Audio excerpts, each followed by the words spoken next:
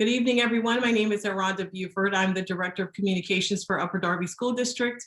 Welcome to our second community meeting to discuss the project, the capital improvements project at 8201 Lansdowne Avenue. So we have some representatives from the district who are here again to discuss this project with you, as well as some architects. So I'm going to turn it over to our team at this time. Thank you. Thank you, Rhonda. I'd like to thank everyone for coming tonight, and I see some folks from last meeting, as well as some new faces, or new names at least, and we're just going to go over what we proposed was the biggest problem that our near neighbors thought, and what we've come up with a solution. And then if there's some folks that weren't in attendance at the first meeting, we'll provide a brief overview of what the project scope is when we introduce the architect. Some of the folks, their primary concern was access to the rear of the property with the new fences going in. And we've looked at that along with our architect and come up with what we believe to be the best possible solution for everyone. And that's to set the fence back 3 feet from the property line.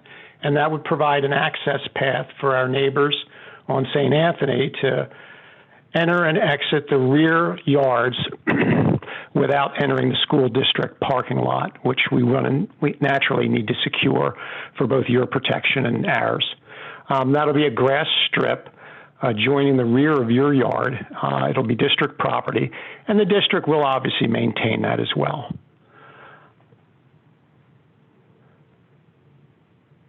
That, I think, was one of the sticking points. And the other issue was people had asked us to do a little bit of work with the appearance of the fence itself. I think the consensus was everyone was looking for an opaque fence so they wouldn't be looking onto the bus yard if that was possible. And we've also addressed that concern. So we'll have a metal fence on our side of the property, and then on the side facing our neighbors, there'll be a solid fence erected to cover that metal fence in its entirety. And that'll run the length of that exposure to St. Anthony's. Along Lansdowne Avenue, it'll be an open picket fence for security, so police can see as they drive past the lot if there's any suspicious activity or anything else going on there. Kevin, can you provide just a brief overview of the project?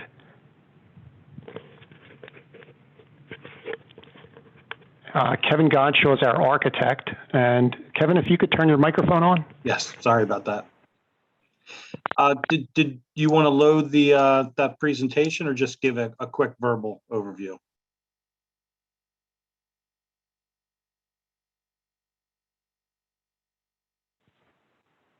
If you could load the presentation, that would be good. I think there's some folks that might not have seen that on the last go around. Rhonda, do you have that, or are we looking for me to bring it in? I would hope you have it on hand. Okay. From the email. Bear with me a second. And while we're waiting for that to load, the project itself consists of a renovation to the old building at 8201, where we'll be converting the building. The Sanitation Department will be moving off the site. They will be using our depot as a refueling station, but that's the extent of their activities on the lot. So garbage truck parking, their in and out daily trips and things like that will be significantly reduced, and they won't remain on the lot during off hours. Okay, can everyone see my screen? Yes. Okay, so I'll give a brief overview, and there's a few things that are leaving the site I think are most important. The first one is the automotive repair. Just a quick interruption. Can you get in presentation mode for us? Sure.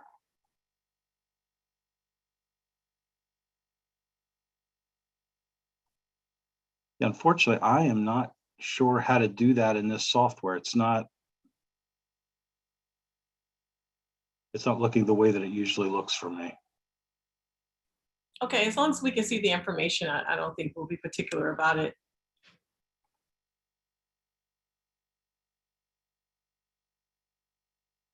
I'm sorry, I expected it to load in PowerPoint and it came up in the Google format, and I'm just not sure what to do with it. It's not the same screen. Did you try the present mode up to the right next to share? You go back to the document. Next to share. So go back into the document, open it. And see the says present right next to the share button, top right. Oh, okay. There we go. Sorry. All right. So the two things that are leaving the site, the one is the automotive repair garage, which everyone is familiar with along Lansdowne Avenue. The function, the tenant that's actually operating that garage has left. You've probably seen that the automobiles have left. And as part of this project, the buildings will be removed and the concrete will be removed. And what goes in its place will be a green area, likely with some type of a stormwater infiltration management system. So you'll see some plantings along with a lawn area, but a very great improvement over there of what's there right now. The second thing being removed from the site is the Sanitation Department, which currently is composed of 24 vehicles that make multiple trips on and off the site. So not only are we talking about removing the smells and the noises and the trips associated with these vehicles, it's actually 124 trips on and off this site that'll be eliminated. I will mention that 12 trucks will come back on the site every day just for refueling, but that'll happen in the front of the site at the new pump stations. So a second very large improvement to the site as part of this project is removing this Sanitation Department. In terms of a basic description, and hopefully you're all familiar with the layout of the site, being neighbors, Lansdowne Avenue is across here. You have Bond Avenue and Ardmore Avenue. Currently, this is part of the district transportation area in the south lot. The Sanitation Department is to the rear.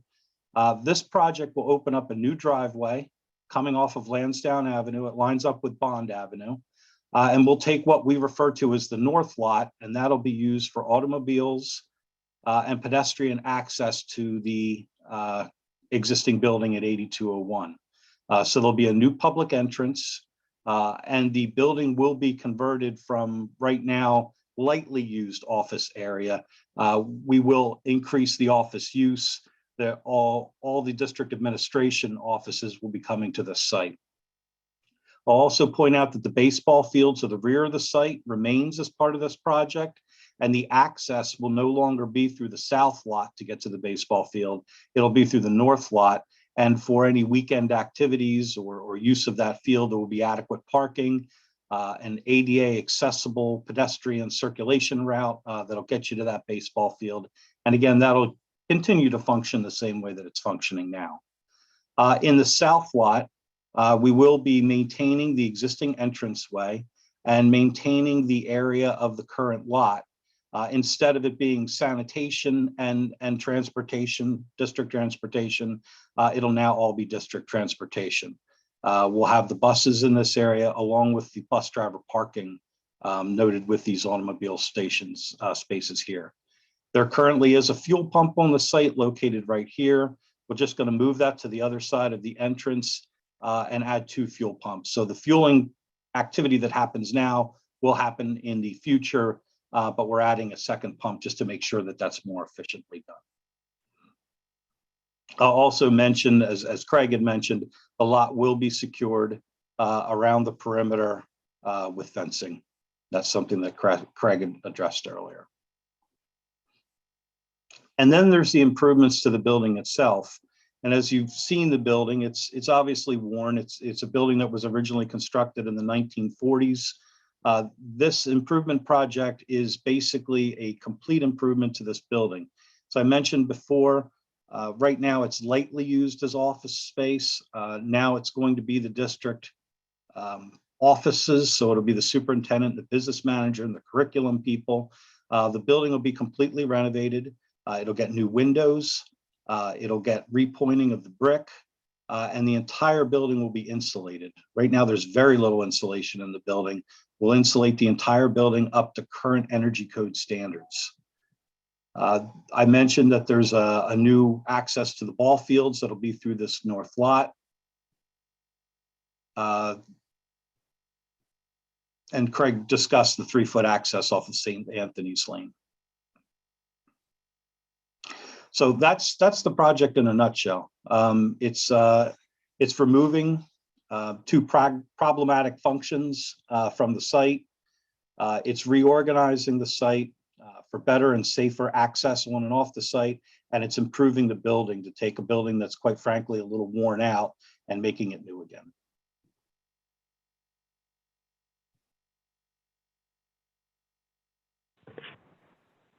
Thank you, Kevin. As Kevin said, that pretty much sums up what we're planning on doing to the facility. Rhonda, what I'd like to do now is open it up for the neighbors' comments, and hopefully we've addressed some of them that were brought up in our last meeting. Okay. Yeah, this is Al Althapedi. Hi, Mr. Al. Can I say something first before we get started? Much like our last meeting, I just want to lay out that everyone will have the opportunity to ask a question. Whoever would like to, feel free to unmute at will, and also to type anything that you want answered or discussed in the chat. I ask that everyone is respectful and patient with one another as we work through this, and that we don't talk over one another, so as to allow the team to actually hear what the question is and to answer it as appropriately as possible. So Mr. Al, go right ahead. I see here that, and you said it before, that you're going to provide a 3-foot distance from St. Anthony party line out. What happened to the 10-foot barrier? Let me clarify that. The 10-foot barrier is still there. Okay, so everything that we talked about last time, that will still be there. There'll be a 10-foot barrier. There are existing trees in that zone. We will maintain any healthy, mature trees that we can. I'm sorry. If you have a 10-foot barrier, then what are you going to do? Put a fence 3 foot away from our party line? Correct. So the fence is within the 10-foot barrier. Correct. What good is that? I don't understand that. Well, the fence will be there to screen the property, so you won't be looking at buses and automobiles. You'll have something blank across that area instead of looking at those things. Look, and the 3-foot barrier was giving you access. It's essentially a zone that you can circulate up to the backs of the property if you do need to get into the rear of your property. I realize that that's your property. What you're doing is putting those buses closer to our property. With a barrier there, what's going to happen is that the buses will go up to the fence. How high is that fence going to be? Right now it's 8 feet, which I believe is the limit of the ordinance, and we thought would give you the best protection. Is it a cyclone fence? No, sir, that's not a cyclone fence. That'll be an opaque fence on your side of the property line. On our side, there'll be a cyclone fence for security backing that fence up, but you won't see that. The opaque fence will be on your side again. The buses are actually moving 10 feet in from the property line. They're virtually sitting on the property line at this point in time. So that 10-foot break is exactly how far the buses will be at the closest point to the property line. They're moving further from the existing property line, not closer at this point. And we're providing a 3-foot setback from the property line separating the neighbors on St. Anthony's from the school district property. So you'll have a 3-foot path to access the rear of your yards to bring in appliance deliveries, tree service people, HVAC mechanics. You open up more questions. But I want to get back to this here 3 foot. The buses are now, and I measured it, they are 10 foot away from the back of my property line. They're already there at 10 foot. And it looks as if they're right on top of my property anyway. So you're not going to do anything for, as far as I'm concerned, in my opinion, for me. In other words, it's going to be exactly as it is now. The only thing that you're going to be adding is the fact that you're going to put vans along here, if I'm not mistaken. And with the vans, you're going to put more carbon monoxide into the back, into our property along St. Anthony Lane. And then we're going to have the noise pollution with the backup, where you have all the backup sirens going off as well. So you're not improving anything with respect to my particular property. Could I just clarify one point? And I think that you've sort of addressed it, but I want to make sure everybody understands that the buses are actually held back. If you can see my cursor to this point across here, these are buses, these are automobiles. So when we talk about buses right now that are 10 feet off of these residential properties, they're going to be moved inboard. And as you mentioned, there are some vans across here. These are not diesel buses. Those are gasoline vans, small transport vehicles. They're essentially larger automobiles. So when we say that there's no improvement to the properties, I would like to point out that the buses, the actual diesel buses, have been moved back away from the residential property. And I would say that I would much rather be looking at a solid fence than the back of the buses. So I think there has been some pretty significant improvements here. Our particular property has mature evergreens on it. I would hate to see those mature evergreens taken down. The reason being is that gives us privacy, and we don't have to see all of the buses there, as well as we don't have to see the building. So what I think is in your plan is to remove a lot of the evergreens that are there already. If you remove those evergreens, you're going to present a problem to us, because all we're going to be seeing are buses, or you say vehicles. Does that mean that in back of our house we're going to have the vehicles of the bus drivers? I thought they were going to be over in the north area. No, all the bus drivers are going to be parking in the south lot along that line that you see at the base of the plan, and then small vans. We've moved all the diesel buses inside, and I believe, Mr. Altapete, you had asked last time about the backup alarms, the diesel bus idling, and things like that. That's the correct. Idling buses are moved very far inside that property line. All these buses, the way you see them now, they're going to be reversing into those spaces to exit, just simply pulling forward. So there'll be no backup alarms starting in the morning. It would only be backup alarms during the course of the day when they return to the site. Also, How many buses? I'm sorry. Let me finish if you would, sir. Go ahead. All the vehicles parked along that fence line are gasoline-powered vehicles that don't require the idling to warm up. They're much smaller vehicles. The diesel buses are much larger, and obviously we can't bring children into an ice-cold bus, so they have to warm up slightly so that the children and the environment inside the bus is safe. We can't have them climbing into a sub-zero bus during, extreme weather conditions. Well, wait a minute now. You're talking about another subject. If you look up at the EPA, if you want to go to that subject, EPA says that the school buses should only be idling for 3 minutes. They are idling out there for an hour and 2 hours at a time. Mhm. I I'm sure think that you the might. kids who get on the bus, I'm sure that the kids that get on the bus don't mind having their coat on and so forth in the winter time. Because if you're really concerned, then how about the walkers? Are you going to give them blankets with batteries so that they could stay warmer as they're walking to school? So I'm going to jump in right here and just request that we stay on topic. There are children on the bus, and those are the children we're referring to. And then please allow the school district officials to answer one question at a time without interruption, Mr.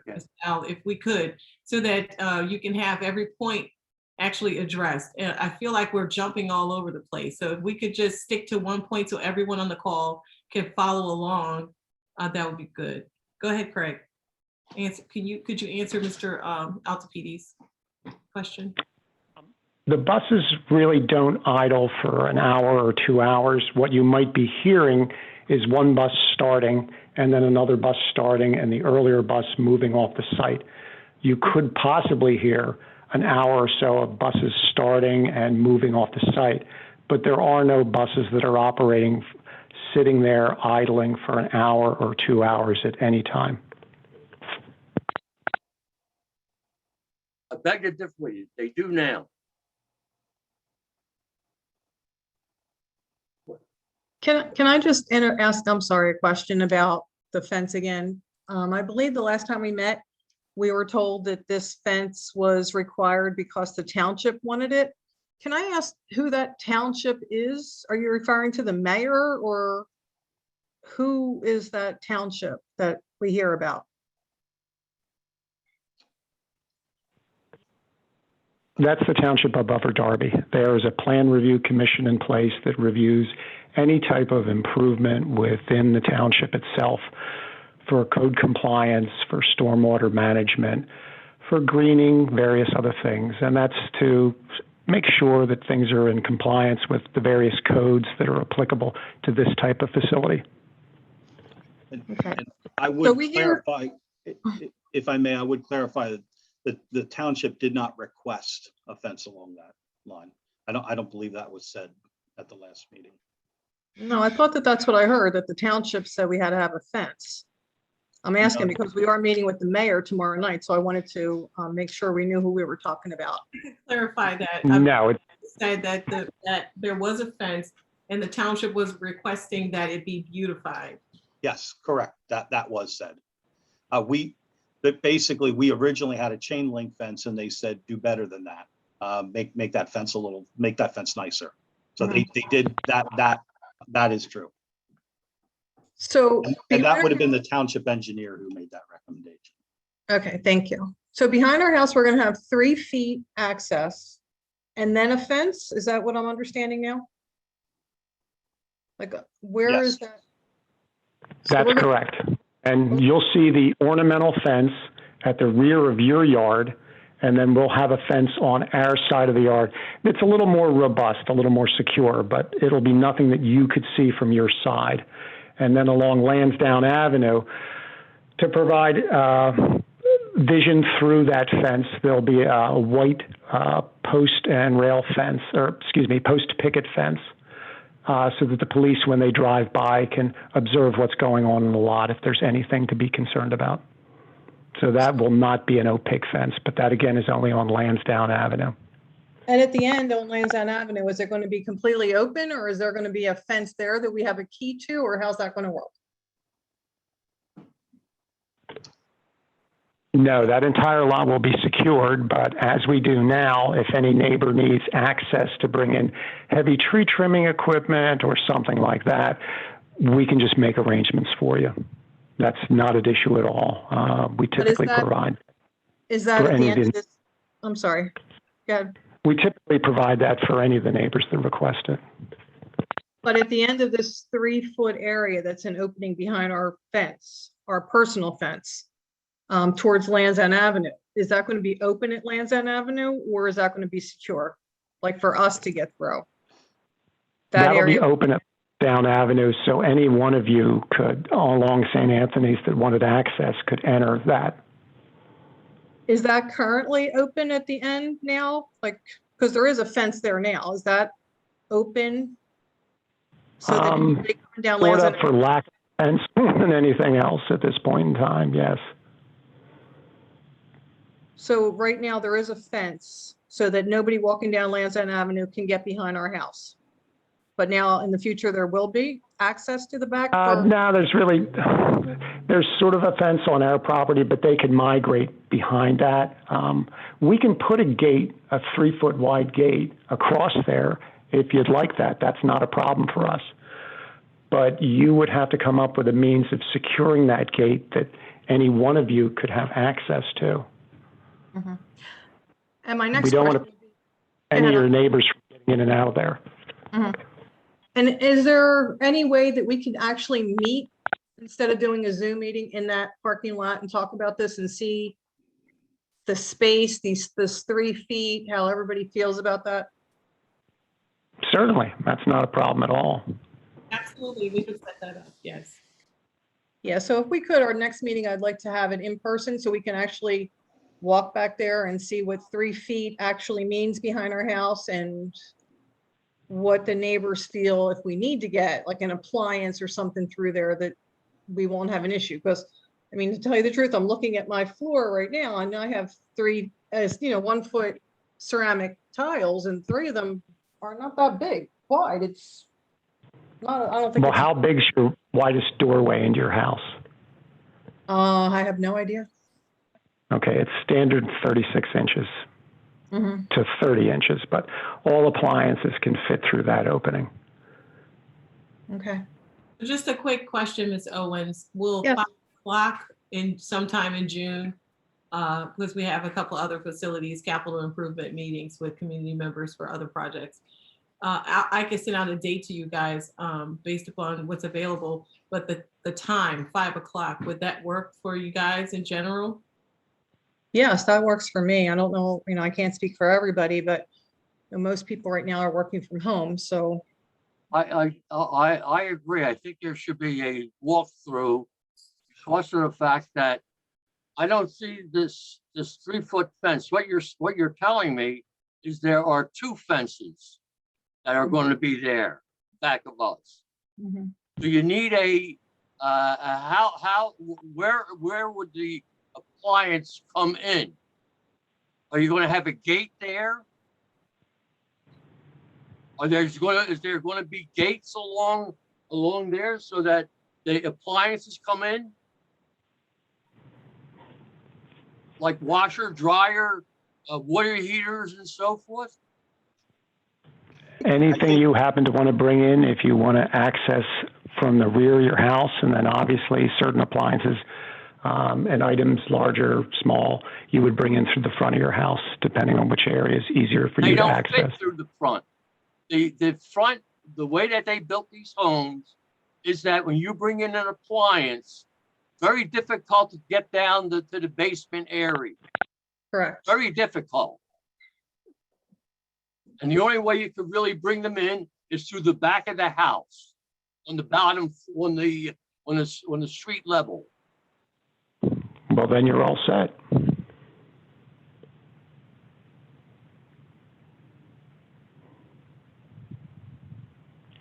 When are you thinking of meeting with the people on St. Anthony Lane and any other areas that or any other people that are involved?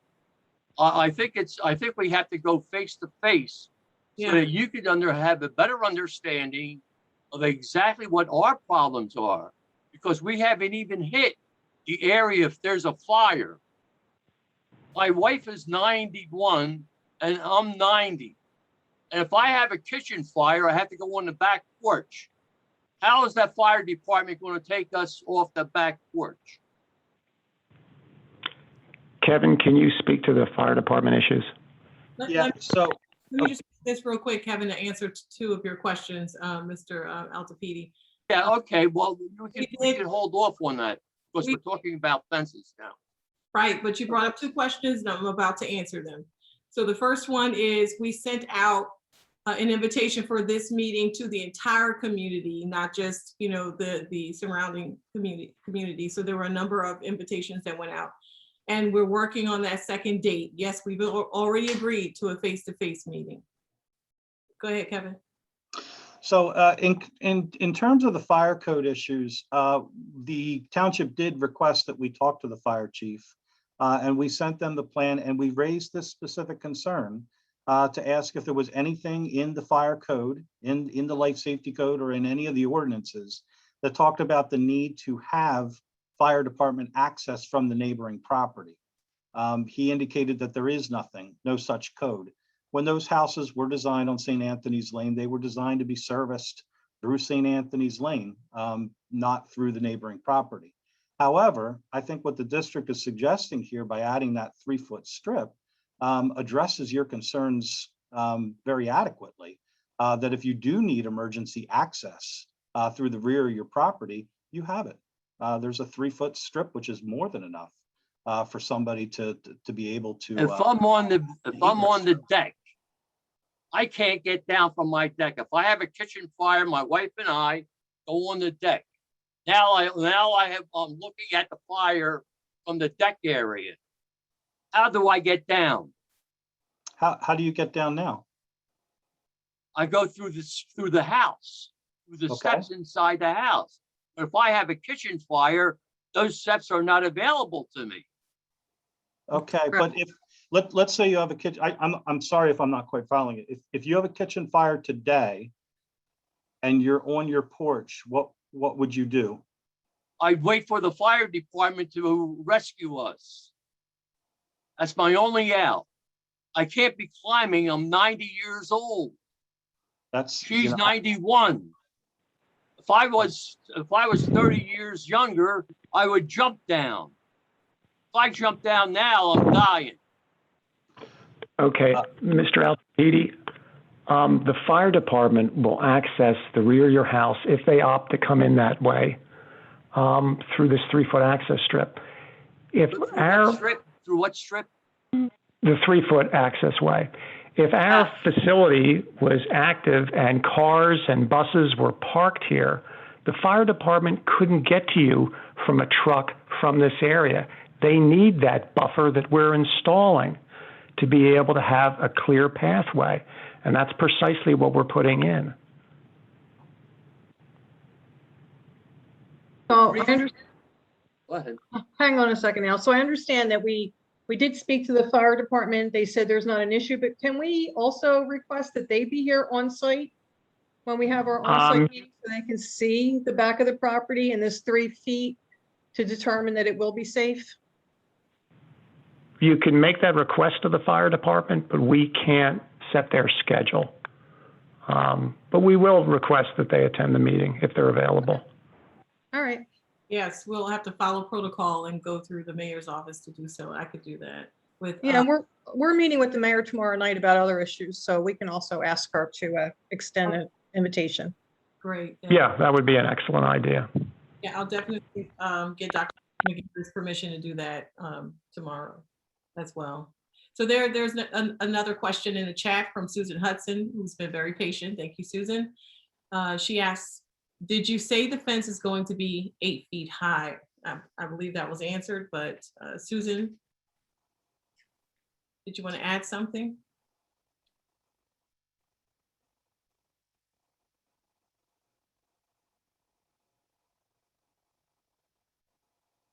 Okay, so Susan says her question was answered and she didn't want to add anything further.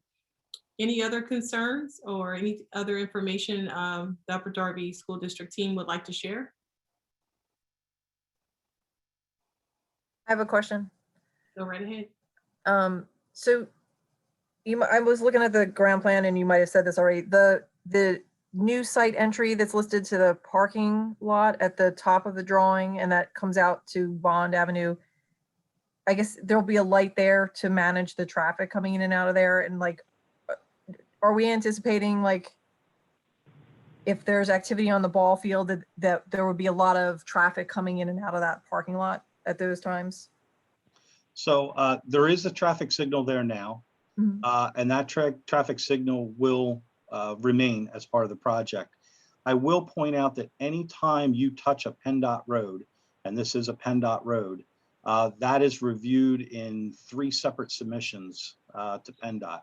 So they are making some adjustments to the signaling, but that is, it's all incorporated and it's all being planned and it's all being designed mostly by them. In terms of the baseball field, my understanding is that right now that is not used. And I believe that the district's intention would be, should there be some community group that would want to use that, that would be at least not during business hours. I think that would all be weekend. I don't believe anybody could really predict what kind of township use that might get. Right now, it's not used by the school district. It is completely a township use facility. Gotcha, thank you. I just, because the. Actually, on the ball field, anyone requesting use of the ball field, it has to be cleared through the district. We won't be letting just anyone come back there and play ball. They have to be an approved user within the township. So people outside the township aren't making use of the property or anything like that. So it will be restricted, and anyone applying to use it will be scrutinized. Understood, thank you. I was just asking because the traffic on Lansdowne tends to back up as it is, so I didn't know what the use was. Thank you. Okay, without Lapidi again. With respect to the ball field, why don't you level the ball field down since it's not in use and move some of the buses and so forth away from St. Anthony Lane and have them park up there in that area? Because what you're really doing to us, when you look at everything in the proper perspective, you're killing the value of our homes. St. Anthony Lane, the homes now are less. The selling price is less than they are on St. Joseph's and Cedar Lane. And one of the big reasons is because of the buses in back of us. When people come into the house and they see these cars and everything in the back, it's not conducive to selling a house. You're hurting our retail value. Let me address your thoughts about the baseball field. I would point out that baseball field is important to other people in the township. So I think it's a resource that we've gotten a lot of positive reaction to as we presented it to council and to the planning committee. And I do believe that is a resource that people want to retain and use. From a practical standpoint, I would put out that there is a very significant grade change between the baseball field and that south parking lot. So practically speaking, trying to bridge that and get school buses up there at appropriate grades would not be very easy. I wouldn't say that it wouldn't be possible, but it would involve some ramps and some loss of efficiency, even trying to make that work. The third thing that I do want to remind everyone of is that the Sanitation Department is leaving this property. And honestly, I think we might be overlooking the impact of that. You know, I haven't lived next to that Sanitation Department, but I would think that in July and August, that's not a great neighbor, I would think. And I'd like to remind everyone that leaving this site is a very important improvement to the living environment on St. Anthony's Lane. And we do appreciate that because you are absolutely correct. When it is hot and humid, we cannot go out back. We cannot have our windows open if we wanted to, right, because of the smell. So we are very thrilled with that leaving. We appreciate that. Please remember that, because on Saturdays and Sundays, the weekends, those smells go away and the buses aren't active. I think that's an improvement.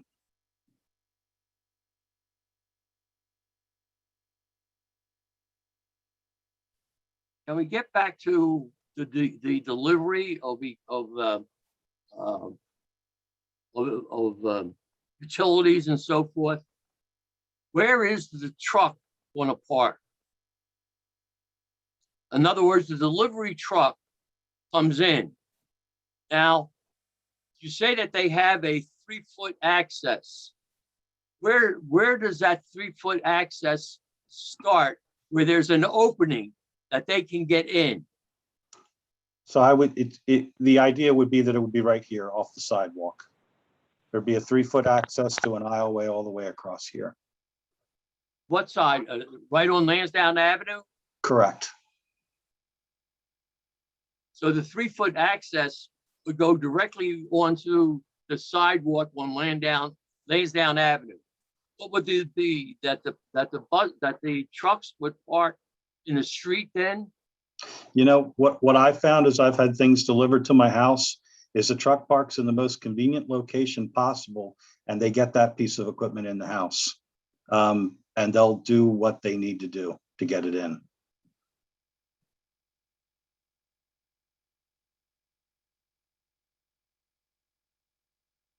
Okay, so what you're saying, let them go wherever they want in order to get that piece of equipment in for 3 foot. Yeah, Hit that 3-foot sidewalk. right. I guess I'm saying that, you know, very urban areas in center city Philadelphia have drop-offs for refrigerators. They get it done. Oh, You know, yeah. it's their job. They know what they're doing. I just had a range dropped off, and 2 of the largest human beings I've ever seen brought that in. And I think honestly, if they needed to pick it up and carry it in, that's what they were ready to do if they needed to. I was impressed how quickly they got that in with how little effort. Would have taken me half a day. Took them 2 minutes. Yeah, we're really not going to get into means and methods of how appliances are delivered. We just want to make sure that they park in a safe fashion and observe all traffic laws. But that's your responsibility so far as appliance deliveries. The school district really is not going to get involved in that.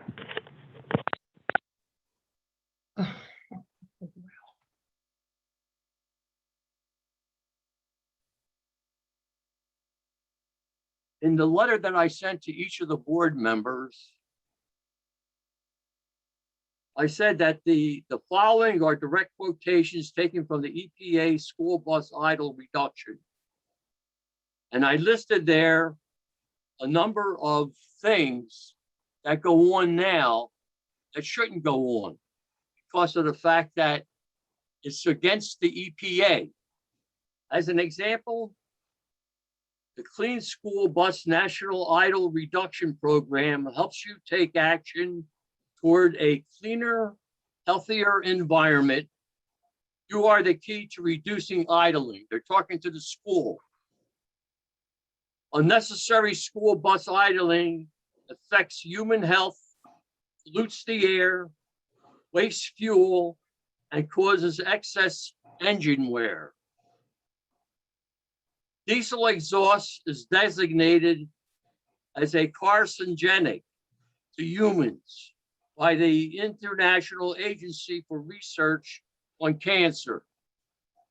It contains significant levels of particle matter. These particles can lodge deep into the heart, into the lungs and heart, and are linked to premature death, aggravated asthma, and decreased lung function. Not only can diesel exhaust from idling pollute the air in and around the bus, it can also enter school buildings, which would be our buildings as well, because they idle out here through air intakes, doors, and open windows. Continuous idling for more than 3 minutes emits more PM, that's the particle matter, than a restart. And then I finally said, I encourage all to read the EPA School Idle Reduction Diesel Emission Reduction Act because idling buses waste fuel and money. That's not done now. I don't think it's going to be done later either. I think the idling is still going to go on. I think that the 4 o'clock business that they do now will exist then with the noise pollution and also air pollution. So I don't think there's going to be any help with respect to the people on St. Anthony Lane are still going to be tracked by what exists there. How many buses are there now in the south lot? I'm not sure the exact number of buses that are there now, but the spaces that we have allocated is 129. That includes 15 vans that are more normal gasoline engine vans. The intention, though, is that they're not talking about an expansion. There's no buses in any other part of this district that are coming to this site. This is the same transportation department that's there now. The only thing is that what you are doing is moving them closer to St. Anthony Lane. In other words, what we had, I think there's right now, I believe there's 23 buses on the south lot. Now you're going to move the 129 buses closer to St. Anthony Lane. Not only that, but now you're taking the gas station and you're moving that closer to St. Anthony Lane. Looks like everything is coming closer to St. Anthony Lane. And as I told you, the value of our homes are going to go down. There's no doubt about it. Okay, thank you, Mr. Altafidi. So again, you asked some questions. I think Harnachek would like to answer them about the bus idling. Is that why you were jumping in, Craig? Yes. And I think the bus idling is not 1 to 2 hours. I think you're hearing different buses starting up at different times, and some buses are moving off site while other buses are starting. So there'd be no reason at all for the school bus to idle for an hour or more than, any amount of time that's required for the people to get on board, the aid get on board, and for the bus to move off site. We're aware of the EPA recommendations. In fact, we're supposed to be guided by those recommendations as well. So excessive idling, obviously, we want to avoid that because that contributes to, the school district having to pay additional fees for fuel as well. There is regeneration. If I may, Can I finish? the other morning, we were looking out there and was one person that started the buses and went to another bus, went to another bus. Okay, So there is a lot of idling going on. Let me just cut in, Mr. Al, because I think I have to reiterate what the expectations are again, because Mr. Harnachek asked to finish. Because what we want to do is share out information that people can actually digest, take it back to their families, chew on it, and if we're cutting off people, I don't think that that's going to happen. So Mr. Harnachek was giving you everyone on the call, a complete answer. And he's asking kindly if he can finish. Okay. There is a regeneration function where the buses actually clean their converters and things like that, so they burn more freely. There's a collection device that collects this particulate matter, and I'm not an expert on this, but we can have someone at the next site meeting review all that with you. You might hear that device running because it sounds pretty much like the bus operating, but it's not off-gassing or anything else like that, and that's part of its requirement to do that, so it maintains the cleanest, most particle-free exhaust. And, we can go into that in greater depth, though, during the site walkthrough. And we'll have someone from transportation to explain that in greater detail. Okay, I also, if I may, go ahead, Mr. Al. the ordinance in Upper Darby is that there should be no noise and so forth from until after 7 a.m. You have a waiver on that. The ordinance of the rules and regulations for Upper Darby, no noise and so forth until after 7 a.m. And here we're getting people at 4 o'clock in the morning. Thank you, Mr. Al. Mr. Harnachek, can I let our superintendent cut in here? Dr. McGarry's here. Sure. with us, and he'd like to comment at this time.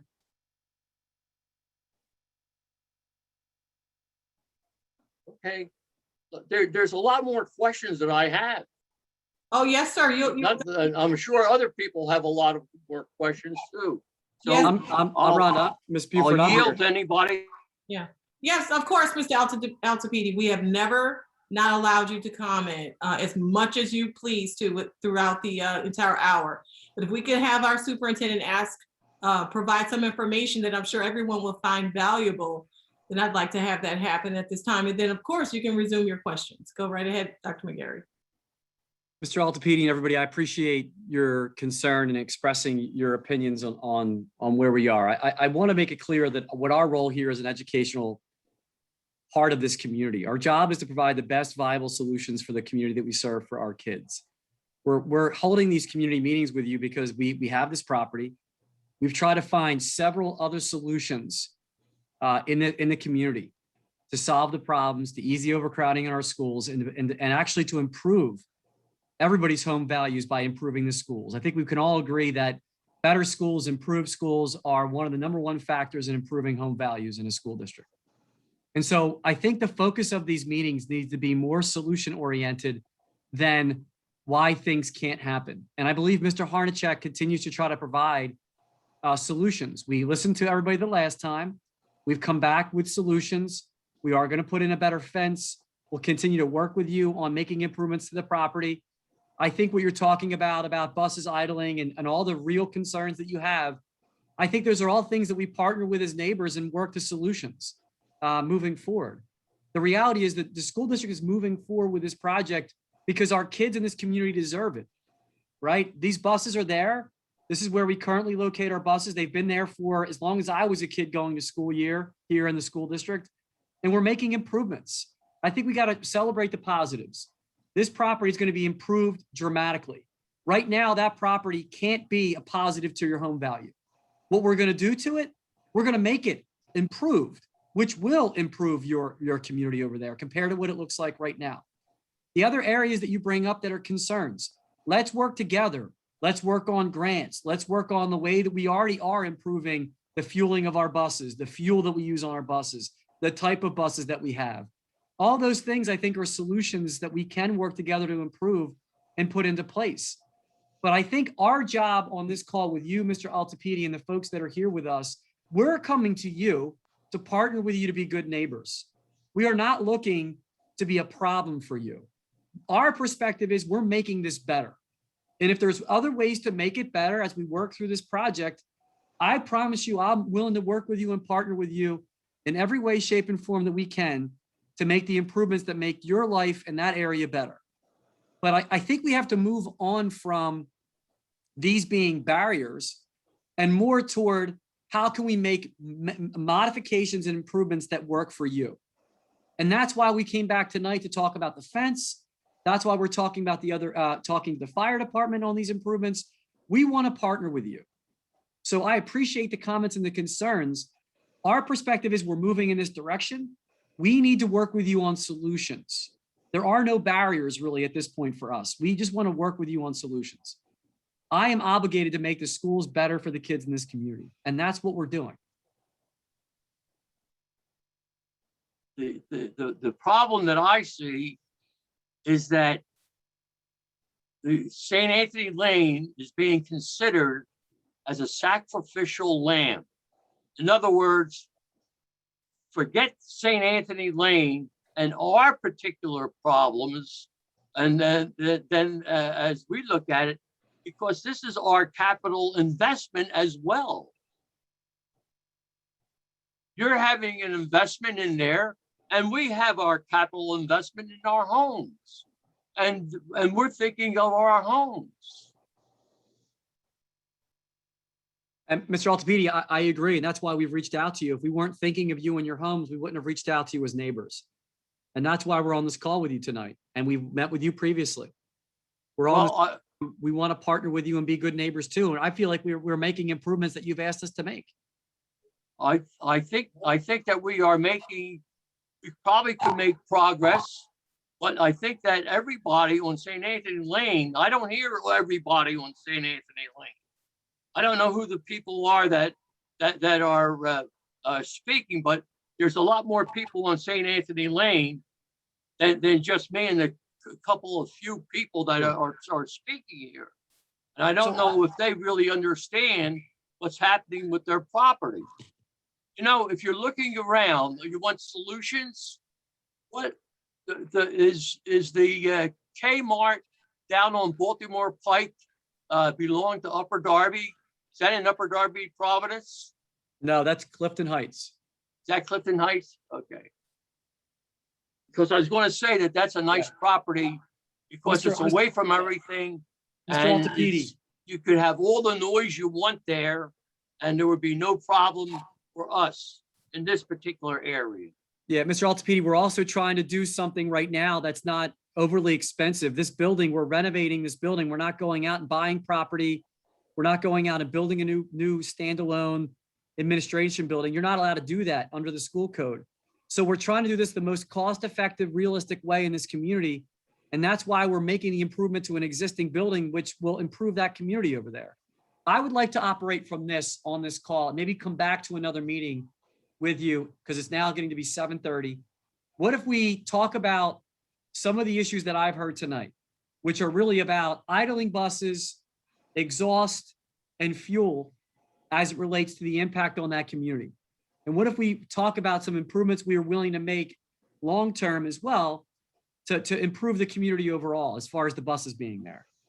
Is that a potential next step conversation? I think a meeting in person, not virtual. I don't like virtual meetings. I want to see everybody that I'm speaking to. And you should look at everybody that's speaking to you as well. Yeah, I think that you make it a point, you say where the meeting should be. And I know that I'll be there. And I guess some of the other neighbors will be there as well. But I think we have to go face to face. Al, it's Lillian. We did request that. The next meeting is going to be in person behind our houses. Okay, so we can see this 3-foot area, where the next fence will be, that 10-foot area, et cetera. So that will be the next meeting in person behind our house. Is this Lillian? Yes. Okay, Lil. I think that's a good idea. I think we should have it maybe in the back of the houses, because this is what our concerns are. I think that you ought to call a meeting and have everybody know when it's going to be, and we'll meet in the back of the houses on the lot. There's nothing like being face to face and look at the actual area. Right, Al. That's what Rhonda did say she was going to set that up. So we will be meeting the next time outside. We're just going to wait for a date because there's a lot of meetings coming up. Right. I'm potentially looking at June 9th at 5 o'clock, but I will verify that with the team tomorrow. Yeah, I apologize. I have to jump on another meeting here at work, but I want to say to Mr. Altapedi and everybody, look, we want to be good neighbors and improve the area. Absolutely. As a superintendent, I feel like we're making positive inroads. Let's look at solutions and not think of, I mean, in my opinion, living here as long, being around this area as long as I have, we're a pretty ugly sight by what we're doing. When you see what this is going to look like, it's going to be so much better than what exists there now. So much better. That's your building, though. Community. What's that? That's your building, and that's your side. But it doesn't have the effect on our side. Well, I think it does have an effect on your side, because that people want to be around positive buildings, good-looking buildings. They want to be around a building that doesn't look attractive. Or, I mean, it shows that the school district and the neighborhood care about their communities. And by making these improvements, I think it shows that this is a good place to live. Well, when would the next meeting be? Well, I'm going to let the team here negotiate that with everybody. I'll be at that next meeting. Mrs. Buford, follow up with me and Mr. Harnachek. I appreciate it.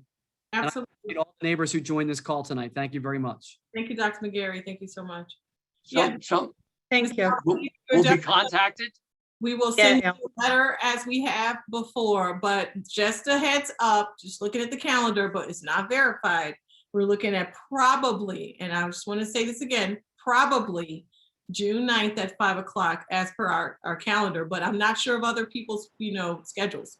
So I will create a flyer like we have been doing and mail it to your homes with a date. And we agreed at 5 o'clock. So you have to know that it will be at 5. The date hasn't. Well, let's confirm our busing operation, because I want to convene the meeting as safely as possible. So if we still have bus traffic at that point in time, we might have to shift it slightly later, but we'll get back to you with the time and date in the near Okay, future. I appreciate. Promise has been made, Mr. L. You will have your in-person meeting. We just don't have the date and the time yet, but the promise will be kept, okay? Okay, I have an understanding that the 29th of May is No, when no. the plans are coming out. Oh, okay. Is that true? I hear that the 29th of May, the plans for the school, or for this project will be out by that time. Is that true? I do not believe it's been advertised yet. It is targeted for the end of the month of May. I would say, though, that does not necessarily need to finalize our conversations. Okay, That those Okay. those two things are really separate topics. then we could still have give and take. Yeah, so once the drawings are out on the street, if we want to, if there's a modification that wants to be made, we can modify it by something called an addendum that basically says modify the drawings in this way. Okay. Thank you very much. I appreciate your what you are doing. Yes, thank you. We appreciate your time for all of you. I want to read these 2 comments for the record. We have Nancy, I'm going to try it. Akasamesa? It takes some practice. For me, Nancy. A consiamessa. Go ahead, Nancy. I can answer. A consiamessa. Got it. Thank you so much for your willingness to meet with us and trying to come up with viable solutions. It is very much appreciated. Thank you, Nancy. And then Susan Hudson wrote, thank you for your time. I think it will be a huge improvement to our properties. And Nancy said again, thank you for listening to all of the concerns.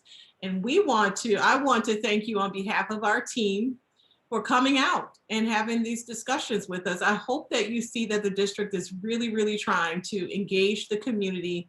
I will tell you that, school districts are not required to have this many meetings about facilities improvements. And a lot of school districts just have that one required meeting and they move forward with it. So I hope that you see that we're making an extra effort to ensure that you feel heard and that we help you work together to improve the property value and the beautification of our beautiful district. So I hope that you appreciate that. And I see that you do. Okay, thank you very much. Thank you, guys. Bye now. Thank you. Good night.